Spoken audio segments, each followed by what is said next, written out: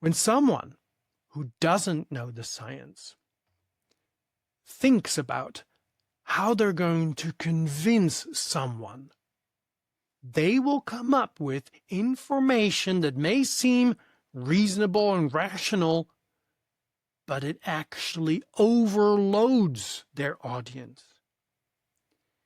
And they put your proposal mentally in the too hard basket. And they don't agree or comply with your request. And you think that you got a no, but you didn't. You got indecision, which might have been disguised with things like, no, sorry, the time isn't right for us. I can't commit to this right now. Or, no, it's too costly.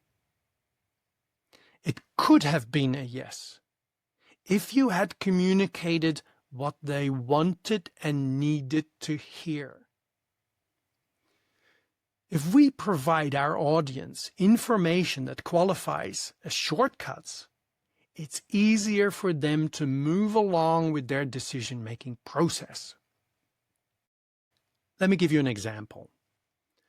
I recently delivered a training at Westpac, which is one of the big banks here in Australia. We are diving into one of the principles and one particular strategy related to that principle. We're busy workshopping this strategy so that team members can come up with their own application ideas and bounce those ideas off me so they know they understood the science correctly. I'm talking to one of the lenders, and he says how now he understands what has been happening to him lately. He explains that when he speaks to a doctor about the different loan structures available to them, he needs a decision on whether or not they will choose a variable or fixed rate for their home loan. He explained to me that in the past, he had often been spending a lot of time explaining the impact of both options. Lately, though, he has experienced that in many cases, he doesn't need to explain this, and the decision is made very quickly. How?